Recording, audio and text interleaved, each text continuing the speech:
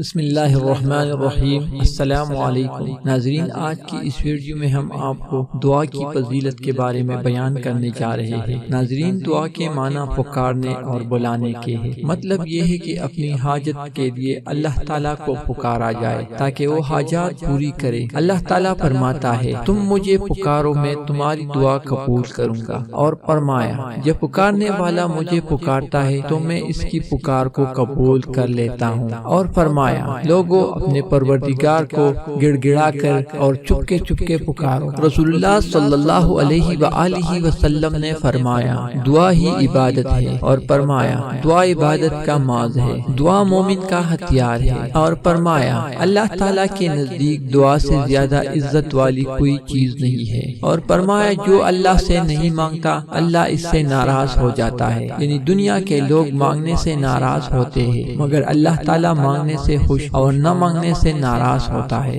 کسی نے کیا خوب کہا ہے، یعنی کسی انسان سے اپنی حاجت مت مانگو، اس سے مانگو جس کے کرم و سخاوت کے دروازے ہر وقت کھلے رہتے ہیں، کبھی بند نہیں ہوتے۔ انسان اور اللہ کے درمیان یہی فرق ہے کہ اگر اللہ سے مانگنا چھوڑ دو گے تو اللہ ناراض ہو جائے گا، اور انسان سے جب مانگو گے تو وہ ناراض ہو جائے گا۔ اور فرمایا، تمہارا رب بڑا ہی حیا و کرم والا ہے۔ جب کوئی بندہ دونوں ہاتھ اٹھا کر دعا کرتا اور مانگتا ہے تو اس کو خالی ہاتھ واپس کرتے ہوئے اسے شرم آتی ہے۔ رسول اللہ صلی اللہ علیہ وآلہ وسلم نے فرمایا، جس کے لیے دعا کے دروازے کھول دیے گئے، یعنی اسے دعا کرنے کی توفیق دی گئی، تو اس کے لیے جنت و قبولیت و رحمت کے دروازے کھول دیے گئے۔ اور فرمایا، جس کو یہ بات اچھی معلوم ہو کہ مصیبت و پریشانی کے وقت اس کی دعا قبول کی جائے تو اسے چاہیے کہ آرام و خوشادگی و فراہی کے وقت دعا کرتا رہے۔